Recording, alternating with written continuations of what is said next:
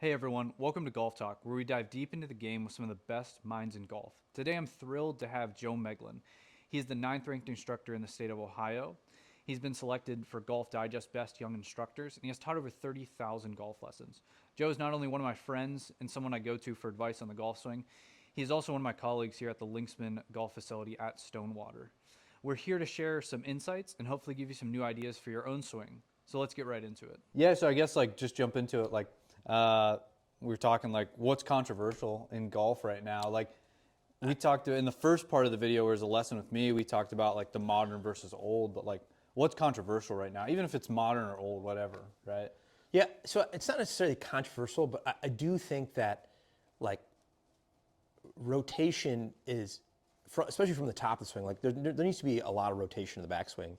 Maybe not a lot, but enough, right? Enough to move the club around the body so that you can have some semblance of a club that's swinging pretty straight into the golf ball. But I definitely think that rotation is taught incorrectly from the top of the backswing and through impact, right?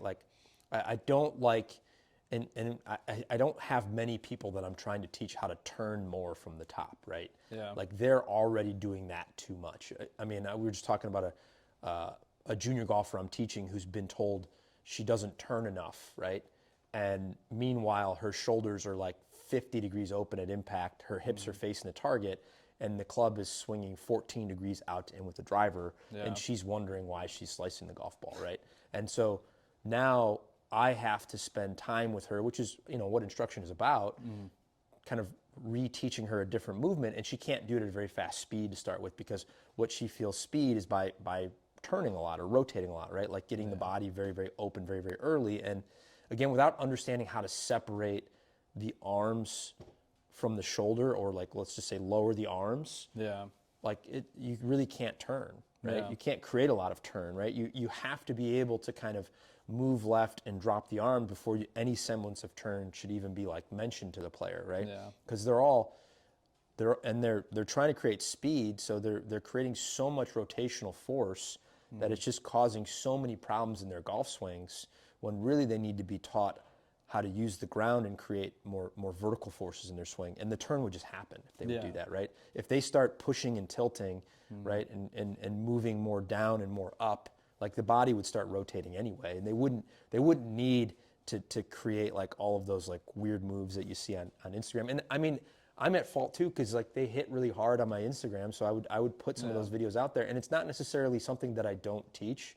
There are players who do need to feel and can rotate their hips and shoulders a lot more from the top of the swing, but in terms of the overall golfing population, it's very, very few people, right? I mean, the biggest issue that we see, I would say on a regular basis, or there's two main things, right? Low point too far behind the golf ball, and the path shifting too far out to in, or the hands moving too far away from the body at the top of the swing. And turn is going to cause both of those to be worse, right? Yeah. Because they're spinning out like a baseball player hanging out on the right side, and the hands are going out too much. So I don't think we need sway, right? I don't think there needs to be a lot of sway, but a little bit of a lateral shift and down as the arms lower would be if everybody just taught players how to do that, I think we'd see a whole different generation of golfers. Yeah, and I think we're starting to see it a little bit, right? Golf's kind of moving in that direction and getting away from this old school, I guess we'd call it, mentality. But why do you think for so long, and us growing up, I remember people telling me I didn't rotate enough when I was younger, and then I went to Dave Nelson at Chardon Performance, and he's like, "You're hyper mobile. I can rotate like crazy. I'm very flexible, right?" So then it makes me think why do all these people tell me this growing up? Do you think it's because they were seeing people I don't know if this is real. I'm right. I'm just throwing this out there, but their low point's so far back, so if they get them to rotate more, the path goes more left. The low point could get further forward. Is that possible? And without seeing data, they just effectively thought that solved it. So I don't want to call out specific golf instructors or anything like that, and I don't think that anybody was doing anything necessarily wrong, because again, rotating is important, right? But how we rotate is more important, I think. Yeah. And I think that it was because we were using a lot of 2D stuff when we would look at golf swings 20 years ago, right? Yeah. And like you're looking at images and you're looking at video and you're seeing what a tour player does. Now again, like for a junior golfer, I don't necessarily think it's like they need to turn. They also need to understand how to get the club to drop to the inside, because a lot of them swing it way out to in when they try to turn like that. But I mean, if you can turn your hips open and get the club from the inside, that's the best way to do it, right? Yeah. Like if you can have enough arm speed and enough hand speed in transition to get your body turning like Rory, well then you're going to be one of the best ball strikers Ever, around. Yeah, I mean you're going to be hitting it long and far, but like as you're talking about like older players, like them being able to do that is probably not realistic, right? Yeah. So like I don't think it's because they were trying to move a low point. I just think it was a lack of understanding for the 3D dynamics of the golf swing, because it just wasn't measured, right? Like, Yeah. I mean, TrackMan came out, in probably 2005, 2006? Yeah, and it wasn't widely used till what, 5 years ago, right? Yeah, I mean, so when I first started becoming a full-time instructor, I think maybe in the Cleveland area, there were probably 2 or 3 TrackMan in this whole northern Ohio area. And, now I couldn't even count how many there are. We have 2 here, Yeah. right? And, you go to certain facilities and they have, 3, 4, 5 TrackMan, right? Yeah. And then you have all the people who just like clubs that have a TrackMan. So like, and even the ones that were, I think, initially using the TrackMan when it first came out, because the technology was so new, didn't fully understand the data that was coming out of it, right? Yeah. Like they didn't understand the nuances of it. And as we get smarter and smarter and use it more and more, and there's more data and things to measure, and more big data, right? So now we know like what a lot of good players do. So now we can teach towards that, right? And you start adding in, the understanding of gears and how gears can help us understand how the body moves for better players and what they do. Yeah. Now it's like, oh, okay, this is what the players should do. Yeah, we may need this feel, so we're going to need rotation, right? Rotation is super important to creating speed, right? But I think understanding like how we create rotation is important, and when it happens, right? Like let's sequence it the right way. But the hard part about golf is like, trying to make changes and play golf can be very difficult. So if the player needs to turn to create speed, but then I want them to just learn how to drop their arms, well, they can't create any speed that way. So, I don't expect the player to go out there who's hitting a 7-iron 160 with a little, a pull or a fade, right, to go now, hit 7 irons 115 yards and play golf, but that's how he may have to train for a long time, and understand that as he's training the slower, more controlled swings, over time his path will shift more and more to the right from being too far to the left. Instead of getting flippy, now he can lean the shaft a little bit more. And then eventually, now we can rotate as much as you want, because you've learned the move and learned the motion better. Yeah.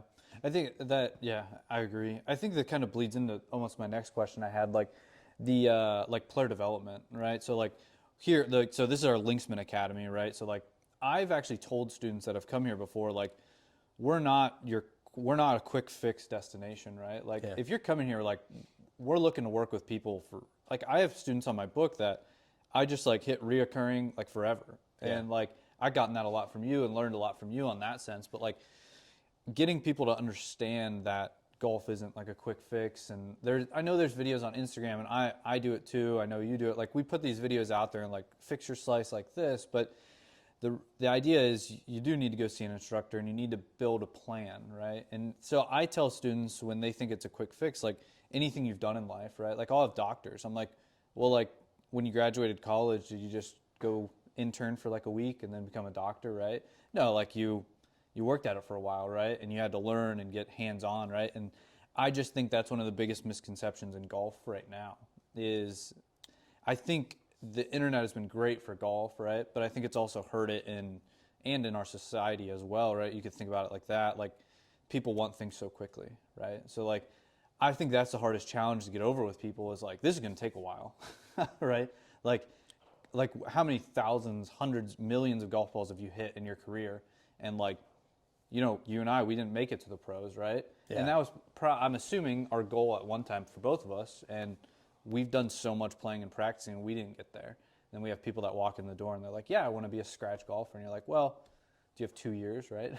Yeah, I mean, so what I say, those who can't play, teach, right? Yeah. Those who can't do, teach. So, I mean, all of my efforts of trying to learn how to play golf have led to me being, a long-term instructor. And I somewhat disagree with you in that there are still a lot of people who just want to come for that quick fix, but I think more and more and more people are understanding, at least the people that I'm interacting with, and maybe that's just the type of person that I attract into my lesson book, are understanding that long-term development is the key, right? And it's not going to be 1 or 2 lessons. It's going to be, hey, let's work on this in the golf swing. Let's work on this in the short game. Let's work on this in the putting. Let's take all of that to the golf course, analyze and see how it goes, right? And that's kind of how I think instruction should go. And I understand, like, that's not necessarily feasible for everybody to pay all of those fees for an instructor to be with you, let's say 50 hours a year, right? Like, I remember when I first started teaching, thinking about working with someone on a weekly basis for a year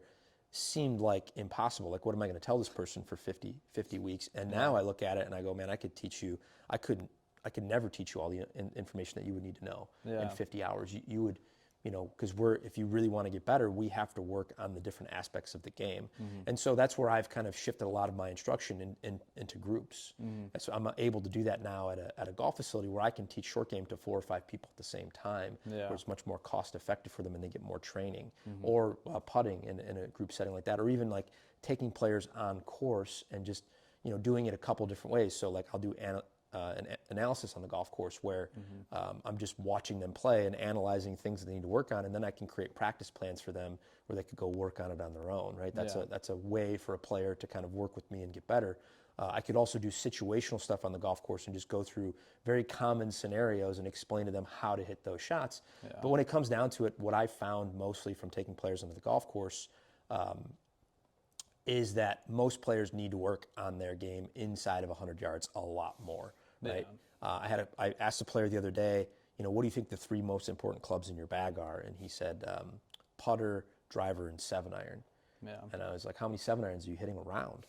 And he goes, I don't know, maybe like 3 or 4. I was like, maybe. Right? Maybe 1 or 2, depending on how you hit it. I was like, how many wedges are you hitting around, or how many shots inside of 50 yards are you hitting around? He goes, oh, almost every hole. A lot. I go, yeah, so the 3 most important clubs are your driver, your putter, and your wedge. And really, I mean, if the player can't hit a 60-yard window with a 6-iron, they probably shouldn't even be hitting driver off the tee to start with. They should probably be hitting a different club that can go straighter and just working on their game inside of 60 yards so that they're going to be there on almost every hole. And, putting is 40% of your game, and the way you reduce the number of putts you have is by hitting your wedges closer. So, I mean, I think it's changing, right? To answer your initial question, I think players are understanding, especially from a lot of the videos that are going out there from guys like you and I, that at some point in our videos that we're posting are saying, hey, like, understand that 2 weeks isn't enough time, 1 lesson isn't enough time. And for those people that are really getting better from 1 session, I would always ask, well, how long did it last, right? Because I see people all the time who are like, I took a lesson, or I took lessons 3 or 4 years ago, and then I've kind of gotten worse since then. I'm like, well, what's changed? He's like, well, I'm not taking lessons anymore. I'm like, yeah. So like, you probably, and there are people who, in order to just kind of stay with where they like their game at, may have to take just, once a month, once a quarter golf lessons just to kind of reinforce the information. When I work with a student, it's like a training session, right? Like, I'm not giving them new information every week, right? I'm just making sure that they're doing the things that I told them to do from the last lesson. And then if they're doing those, I'm like, okay, keep working on that. It's looking better, right? We don't need to do anything differently. Let's go over chip and putt. Let's go do that, or let's see how you're doing on the golf course. I think we've all had a lesson at some point in our career where, like, no fault on the instructor probably, because I'll get carried away in a lesson sometimes, just ramble, right? But like, sometimes I've left a lesson before, I'm like what? Like, I have too much information, right? Like I just get thrown too much information. And I think we have students that ask a lot of questions, so we give them too much information at times. So I kind of have to restrain myself sometimes, because like this, like, we're probably only going to record this for like 20 to 30 minutes or whatever it ends up being, but we could sit here and talk all day, right? And we could get into, everything, right? Yeah, it depends on the student. And there's times where I try to take the control a little bit more and just tell them they don't need to know, right? Yeah. Because I mean, we have a lot of information stored in here from studying the golf swing and teaching and playing and all that different stuff. And I think a really good instructor understands, like, what not to say, right? Or what not to add. And I've started to, like, really be careful about the first words that I say to a student, because I feel like how lessons work, because you've got like this intro, right, where you're watching them hit balls and you're asking them questions about their game, and then you're kind of analyzing the golf swing.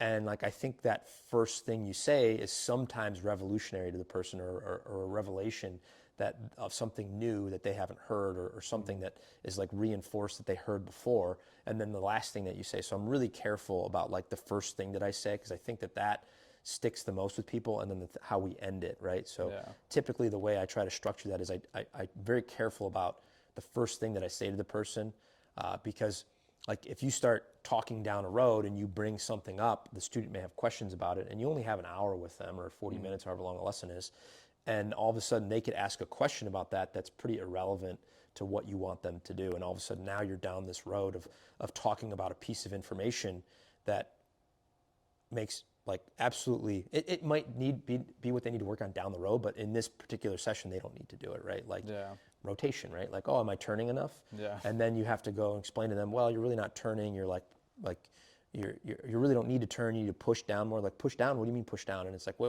hold on. Well, I don't need you to do that yet. I just need you to just like create a little bit more depth with your hands, and then like lower the club. Yeah. And it's like, well, what about my rotation? And you're like, well, again, like, and now you're 8 minutes in, because all that time matters, because you need them to get enough reps to do it so that they can go work on their own. And then in the wrap up, you want to I try to give them like a drill or a feel that they can relate to, right? So yeah, I think I've been teaching for, I'd say 2 years as just an instructor, but I taught. I had other assistant pro jobs where I taught, and I'd call it part-time teaching, right? But I found like the more years I've taught, the less I've talked each year into the student. Like the less information dump I've done, and the more like, kind of like you said, I see you do it all the time. Like you give them a drill, and then they're like, well, what about this? And you're like, well, we'll worry about that later or something, right? You kind of like not push them away from it, but just let them know like, that's a great question, but later, right? Well, those little like tidbits help kind of create motivation too. Yeah. So like if you always talk about what's coming next, it gets the student excited to come to the session, and it gets them excited to want to work on that move. And I'll almost use that as like a carrot.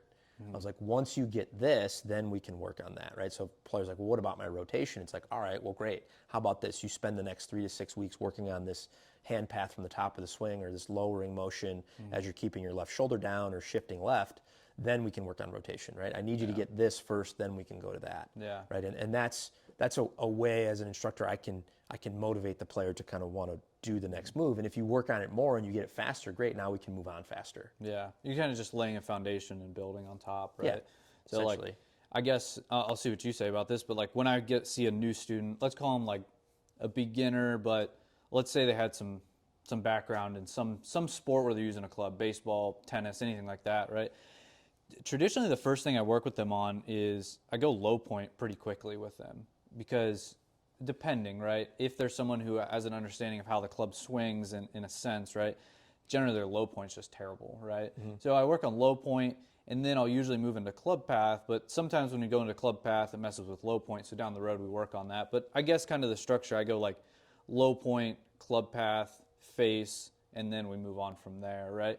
So like, I mean, obviously, like if someone random walks in the door and I have to go to club path right away, we will, right? Or face, right? I'll go to that. But I would say like if someone was like wanting to sign up for a lesson with you, right? Like what can they expect right out the gate, right? I see you do it all the time with new people, but like what should people expect when they come to like take a lesson off you? Well, I'm typically brutally honest, so I'm not going to sugarcoat anything. I'm going to let you know what's wrong and what we need to fix, right? And I'll have an open conversation with the player to see if it's something they want to fix, because I think players a lot of times think that they need to get a better golf swing to shoot lower scores. And I've spent years working on players, getting them better golf swings, and then they shoot around the same score, right? So like I ask that question on the front end, and I say, okay, when it's time to work on the golf swing, we'll work on the golf swing, right? So it really depends on what the player wants to do. I have students who just like to practice and like to work on their golf swing, so that's what we'll do. But I have players who want to get better at golf, and so I'm going to work on golf swing, but I'm going to teach them skills too. And I would say, really early on, beginners do need a lot of low point help, but I would say most times with a player, I'm probably starting with the club face and getting the club face in the right position throughout the swing. Because I think that as golfers, we react to the club face, right? Junior golfer I had in here the other day who had a really strong grip, really close club face, getting close to impact, and was hitting the ball to the right. And so he senses that face is probably going to make that ball go to the left at some point during the golf swing, whether it's intuitive or not, right? Like whether he understands he's doing it or not. So he's then like moving his body away from the target in an effort to kind of like almost rotate his forearms the other way to try to get the face to open back up through impact, because he knows if he lets the club kind of unhinge and release properly, it's going to go left. Yeah. And so we worked on now he's a more advanced player, but we worked on the club face. But again, you see that player coming over the top. I think a lot of times it's in a reaction to where the club face is throughout the golf swing, right? Like if you can at times get the path to move better and the face will start to work better. It just depends on the player. But I think that getting the face to operate properly throughout a good portion of the golf swing makes it a lot easier to fix the other components. And again, with low point, people are just going to be bad at striking the ground in the right spot. Yeah. I used to work on that a lot, and like the curvature of the golf ball never got better. So like on the shots that they're going to hit solid, let's make those go straighter. Yeah. And then as they practice more and more, that understanding of where the club hits the ground, I think will develop as they just keep hitting golf balls, right? Give them an understanding of how to get the face to point in the right direction. Or most times left, right? Get the face to point left so that they can swing more to the right. Because again, typical golfer over the top, face in the wrong position, super scoopy at the bottom. Yeah. So can we get the club face in a position where they can lower the arms, lean the shaft a little bit, and eventually rotate through impact? Yeah, I guess thinking about kind of what I said, my structure, I've given a lot of short game lessons recently, one to you, right? And that would all be low point. Yeah, right. So that's where my brain went. So the first thing, like I work with people. It's all strike point on there. Yeah, and there's not going to be much deviation. If there's face issues around the green, you're really struggling with some stuff, right? It's tough. But I mean, you will see. So I mean, around the green, I think setup is probably where I would start. I mean, with full swing a little bit too, but I think too many players are taught to put the ball too far back, and then they push the hands too far forward in their setup, and then if you would just set up with a golf club like that, it would push the face very, very open.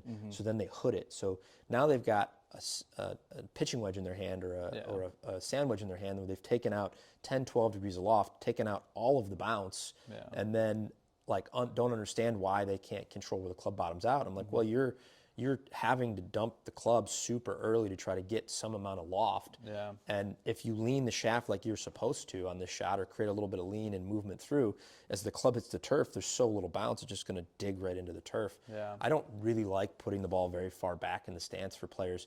If they want to hit low runners, I just put a 7-iron in their hand and let them just be scoopy with it, right? Yeah. And just let them kind of pop it up onto the green. I mean, that's like beginners, a lot of times that's what I'll do. Teach them how to like chip with a 7 or an 8-iron and just have them just chase the ball up on the green, maybe a 9-iron depending, rather than like putting a pitching wedge or a sand wedge. Like I don't really like putting the ball much back of the right heel, right? Yeah. I see people like way up here because they're having trouble controlling where they're hitting the ground. I'm like, well, no wonder, right? Like try to hit a golf shot like that, right? Yeah. And you show them how it looks, and they're like, oh yeah, that's going to be really hard. Video's great, right? Yeah, I mean, like, as much as we're talking about using 2D to teach, it is very helpful, right? And now when you add the 3D component, understanding, like, okay, well, the face is closed, right, at address because it's so hooded because the hands are so far forward, and then you watch that thing go back, and it doesn't rotate open, and then you watch them try to hit the turf, and the club digs into the ground, and you're like, oh yeah, there's no bounce, right? Yeah. And I think, like, the other thing you can do with an early on player too, because like beginner golfers have such bad equipment because it's usually something that was handed down to them. It's too heavy, it's too long, it's too old, right? Or like they're trying to chip with a shovel, right? They got some 1995 sand wedge that's super sharp on the leading edge, and there's a lot of different tools that we can put in their hand that make the game more fun for them, right? Like I had a guy on the golf course, right, and we're trying to work on his short game as he's getting better. He's like, man, I can't get the ball to stop around the green. And I'm like, well, let me see what you're doing. And again, ball back, hands forward, lean in the shaft. And I'm like, let's try this. And I handed him my sand wedge, or my lob wedge. And I was like, open the face a little bit and take a really big swing. He's like, what? I'm like, yeah, just open the face and take a really big swing. Right. And he hits this super high, soft shot that just lands on the green and stops. And out of the rough, I think anybody can probably learn how to hit that shot, maybe not on the fairway. Yeah. And he looked at me like a little kid, right? Like he's like, that was really fun. Can we do that again? I'm like, yeah, sure. And I mean, I think as a coach, like if I can create that amount of excitement from the player just by handing them a new club. Yeah. And we immediately came in the golf shop, bought him a lob wedge, and he's like, that shot's so much fun. I'm hitting that shot everywhere. Yeah. I'm like, well, we kind of have to learn when to use it, but if you're having fun, keep doing it, right? Yeah. I think you kind of described what was really cool. We had a guy come down yesterday and did like 6 hours, right? Yeah. Like, I don't know if it was 6. He was here for a while, right? Yeah. And he worked with you on full swing for most of the morning, right? And then I worked with him on short game, and you kind of summarized the lesson. Like, dude, just put the ball back in his stance, press the hands forward, and was hitting it. And then he's asking me like, oh, where do I hit all these different shots? And I'm like, well, before we do that, like, I'm just gonna blow your mind and change your whole setup, right? Yeah. So we get him, I get him really close to the ball, a lot of ulnar deviation, right? We get the swing very upright, and he's like, I can't hit the ball like this, right? And then he hits like the spinniest, best shots he's ever hit, right? For sure, right? So like, I get why players over time have gone that way, right? But I think it actually leads to more problems, right, down the line. Well, like a lot of times I think they're listening to friends that may be better players, right? Or husbands or boyfriends or dads, whoever, right? And it may work for that player because they've done it for so long, right? Like I remember when I played a lot of golf, I learned how to chip with the ball way back in my stance and my hands way forward, because that's how my dad taught me how to chip and pitch, right? Yeah. That's how we hit those shots a lot. Now, he also taught me some shots where I'd open the face, but that's how I was taught how to chip. And when even like wedges from the fairway, I would like lean the crap out of it, right?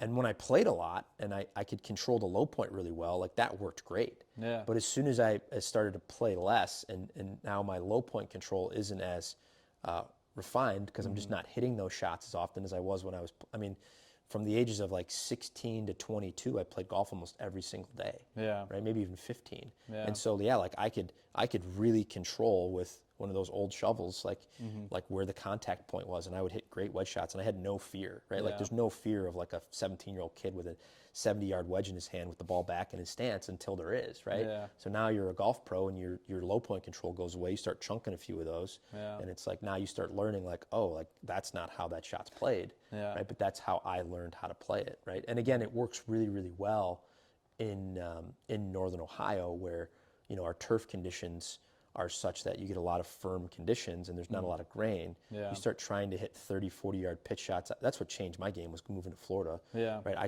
couldn't chip in Florida. I was chunking everything. Everything, yeah. Right. And I learned how to hit some like little 8, 9-iron runners with the handle really high, right, which kind of obviously keeps the face more open and allows the ball to run a little bit more. And then started to learn how to use bounce down there. That's when I first started to learn how to use bounce, was when I moved to Florida when I was like 21 years old to go to college down there. And it was a whole different world pitching down there. I think right now golf has a lot of controversy with the bounce or the leading edge right now. Sure. Right? That's getting thrown around like crazy. My personal view is, I think if you want to be like a world-class chipper and pitcher of the golf, you got to know how to do both, right? Like, I have a very good short game. I can hit whatever shot I want, right? But I think there's instances where one's better than the other, and so on and so forth. But I primarily find myself teaching more people to use the bounce, but I am getting people very steep even though they're using the bounce. Yeah. So like, I'm using the bounce. If I take TrackMan out, I can get people like 5, 6, 7, 8 down, and they're still using the bounce, right? Sure. I think I kind of did it with you. I bet if we measured some of the stuff I had you do at Quail, I bet you were quite a bit down, even though we had a lot of like pushing up and throwing the club down, right? So I know you don't teach a ton of short game, but you have short game clinics and all that stuff. But like, what do you primarily put people into? Like what type of shot am I teaching them to get really down, or? Like, do you prefer? I guess the question more is like, do you agree with more of the bounce methodology or the leading edge, or do you think there's a mix, or what? Like, right? I mean, I tend to, so first off, it depends on the skill level of the player, right? Like, I think that the shot we're working on at Quail is fun to work on with players, but if the player doesn't have the skill level to pull that off, it's not going to be beneficial to them. Yeah. I think I teach a lot of like very, very simple shots right now, especially because players complicate it already and they don't understand like what to do. So I like to think of like high versus low, right? Because ask a beginner golfer or a newer golfer, what's the difference between a chip and a pitch, and it's very confusing, right? Like they don't really know. So I just think of high versus low, Yeah. right? So I want to see I want to teach you a low shot, and I want to teach you like a higher shot. And really the higher shot is that kind of middle of the road pitch, I would call it, where I don't want to have a lot of lean. I don't want to have too much down. I like to just keep it kind of neutral, right? Like in that maybe 4 to 6 degree down, and just keeping the face a little open and just trying to keep the bottom of the arc pretty wide, right? That way, I feel like that shot for a lot of players, it creates a wider margin for error where they keep from the fairway, let's say, where they keep that bottom part of the arc pretty wide, right? Where the club can hit behind it and they'll still hit it pretty good, or if they kind of bounce off the turf a little bit, as long as the club stays kind of low to the ground, they're still going to hit a pretty good shot. And then the low one is, just a lower lofted club, right? Take a 9-iron, put it just back of center, right? I don't like it like way too far back, just back of center, create a little bit of lean, and just almost hit it like a putt, right? Just a really simple shot for a newer golfer to learn to just kind of run the ball up onto the green, right? And I think, you get 30, 40, 50 yards away and you're an 18 handicap, like to be able to control the low point, especially in softer conditions, is going to be really difficult for you. And from that distance, I don't think people have the right expectations. I think if I could just get this ball on the green and down in 3, that's going to be pretty good. As opposed to I have to get this close to the hole. Well, no, first of all, it depends on your putting, right? But let's get it on the green and down in 3, and I can lower my scores pretty dramatically. I mean, if you think about like a guy trying to break 100, if you could just get him around the green 17 times around, meaning like within 30 yards of the green, on the green and down in 3 17 times, and then on one hole he hits the green in regulation in 2 putts, he just shot 89, that guy would be ecstatic. Now that's living in a dream world, him being able to do that. But like he'll also hit enough greens and make a few pars to offset the times where he'll mess up that pitch from the fairway. I think the biggest thing that we should take away from this, people are always going to argue about what they think is right. But I think like the biggest thing when I watch, these guys talk about using the bouncer leading edge, right? If we can just teach players to control their low point better, right? Whichever 100%. Methodology they use, right? They're gonna figure it out, right? I like to call it my wedge playbook, and the first step, it's right over there actually. The first step of my wedge playbook is hit it solid. Right? So hit it solid just means hit it in the center of the face, and hit the ball before you hit the ground. Right? No matter what shot you're hitting around the green. Now again, obviously out of the rough with grass behind it, that's a little bit different. But like your standard shots out of like light rough, fairway, things like that, where your objective is to hit the ball solid. I mean, that's the first thing to learn how to do. And I think you have to learn how to do that with a less than full swing, because that's more difficult for people. Right? And again, I think part of that has to do with just our expectations for the shot. If we're hitting a 7-iron from 150 yards or an 8-iron from 150 yards, a lot of times we don't expect ourselves to hit that close to the hole. So as long as that ball advances up by the green, we're happy. So there's way less pressure there.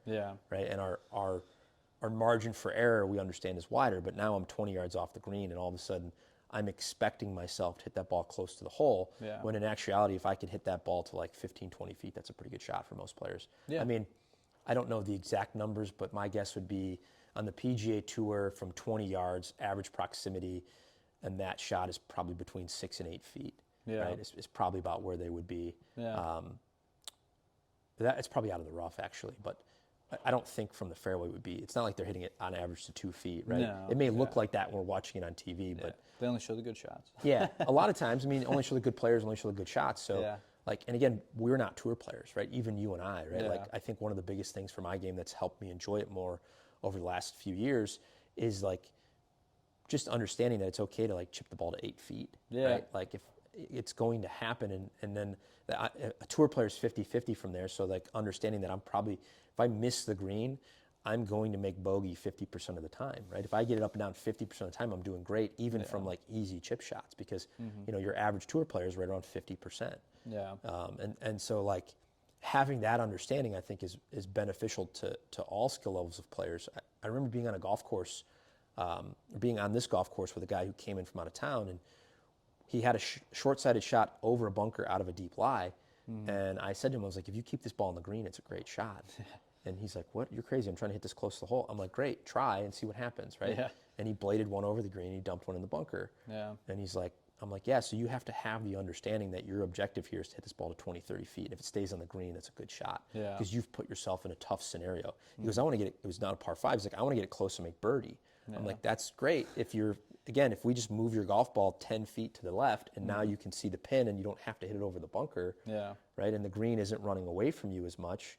This is that opportunity. But yeah, golf sucks. Like, you just put yourself in a really bad spot, and you have to have the wherewithal and understanding to realize that if I get this ball on the green, it's a good shot, because I'm minimizing mistakes there. And if you're 40 feet from the hole and you 3-putt, right, that's what's going to happen from there. So instead of giving yourself a birdie opportunity, now you're making a bogey. But again, like, then you would have to go back and say, okay, was this the right play to hit the ball up here? And I would say it probably is. It's just, you know, if we look at a green, if we kind of did a cross reference of a green, and like there's a bunker right, and it's a par 5, and there's thick grass over there, and you have to hit it over that bunker, the scoring average for the golfer there would probably be over 5, right? And if they're in the fairway, they'd probably be under 5. Right. And just having that understanding that, it was worth it for me to push that ball up, or even to the left, it would probably be closer to 5, right?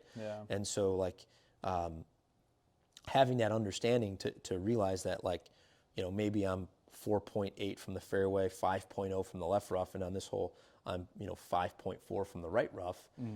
Just having that awareness that that's how I'm going to play, and understanding it was worth the risk to try to get it up in front of the green or even on the green, because now on the green I'm probably averaging 4.5, right? So my scoring average is going to be the lowest from there, because if I lay it up to 100 yards, my scoring average probably is over 5 on every single shot, right? So understanding that pushing the ball up near the green, now my scoring average is dropping dramatically, but in that 25% or 15% of the time where I put it in a tough spot where I'm short-sighted, I'm going to make more bogeys there than I probably want to. Yeah, I think that's something like Decade has kind of shed a lot of light on that stuff. So I mean, that's the topic, right? Like, when you get into that stuff, that's exactly what I'm talking about. Yeah, Decade's great. Yeah, you kind of brought up a shot I literally had the other day with some members. We were on 13. That's the hole I'm talking about. Oh, really? Yeah. So, well, it wasn't thick rough over there, so pin was front of the green on that little, you know, neck, right?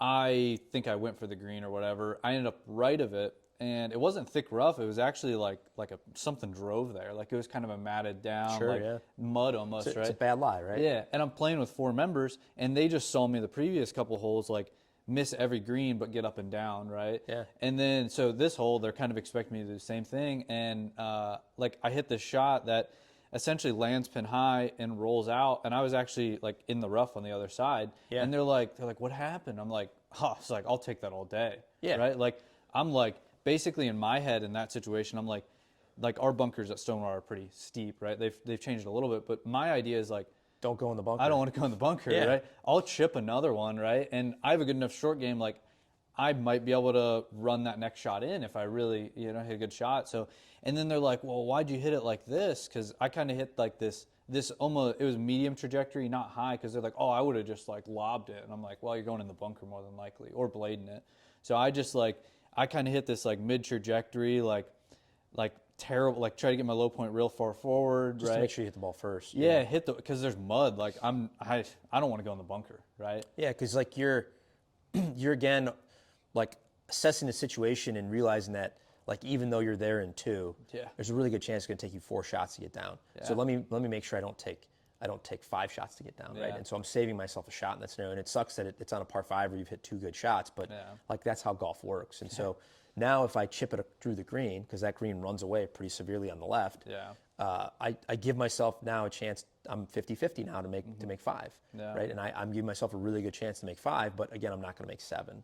And like you're talking about now, if you dump it in the bunker, now there's a good chance where you're probably going to make 6 or 7. Like, your scoring average goes up dramatically. Especially the like mid to higher handicap player. Like, a lot of the amount of bunker lessons I gave this summer, like, people are just terrified of the bunker. And I totally get it, because especially those super deep faces that we have. Gosh, because they don't have enough speed, right? Especially like, they just don't have enough speed, really. Or like the whole topic we were talking about, short game. Like, if you think low point control is an issue from the fairway, you can teach them to, like, you know, hit these really wide arc 9 irons, but like, out of the bunker, their control of where they're hitting the bunker is not good at all. And I that's probably another topic for another video to talk about, but like, we talked about it. I'm actually, like you said, we could literally have these conversations for forever.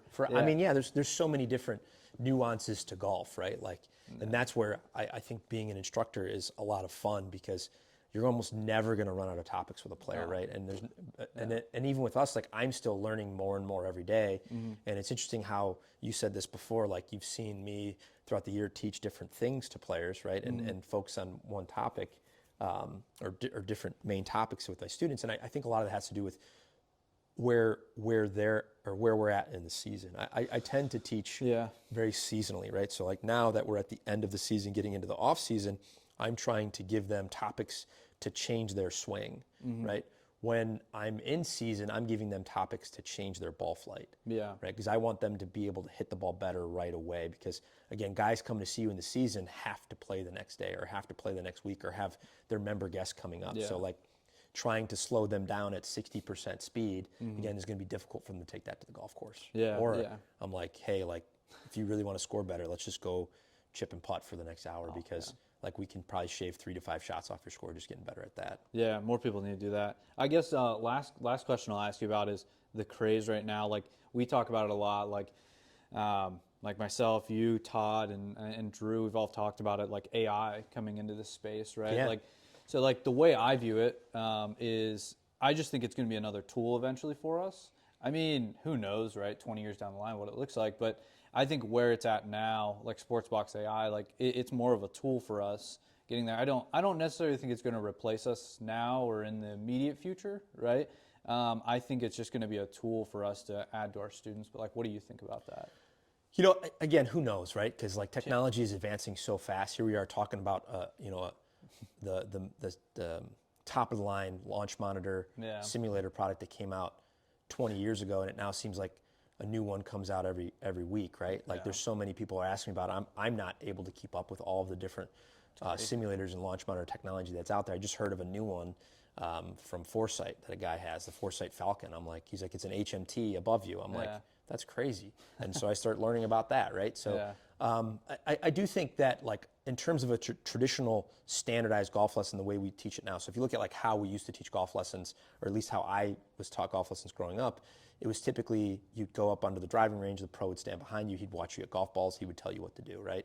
Then comes along video, we add in video, and now we can have a tool to help us see what's going on, right? And then finally now we add in the 3D element in terms of TrackMan, and now the AI is allowing us to add in a lot of 3D motion measurement with cheaper tools. So I think initially you're right, it will be a tool that allows us to understand and teach better, and I think it'll help a lot of coaches to learn faster, right? Like, you know, I was telling you before, I've taught 30,000 golf lessons and I'm 40 years old. And I know there's a lot of guys that have taught even more than me, right? Because that's what we do now. We have these full-time positions. And I remember hearing like a guy when I was going through PGA school who was telling me he taught 15,000 lessons in his career, and that was supposed to be a lot back then, right? Because again, it's just way easier to teach now with all the technology that we have. But I do think in terms of like the traditional golf lesson is changing, right? So the traditional golf lesson was, again, the guy leaning on the club. Now it's the guy using the camera behind you or an iPhone as the iPhones come out. And now we're learning in these studios with different technology. But I think a lot of that is going to be able to be done in an AI setting, right? Where the student can come in, and as long as he understands how to use the software, the information will be given to them to where they can work on certain things in their golf swing with the assist of AI, and the AI will be able to measure it instantaneously and tell them whether they're doing it correctly or not. I mean, we already have systems that measure body movements. We already have systems that measure club movements. They need markers, right? So it would just be getting to markerless motion. And we have systems that measure ball flight, right? So it's measuring everything that we needed to measure. And if the student can understand it, and then it can measure their new pattern, their new movement, that's all they're going to need.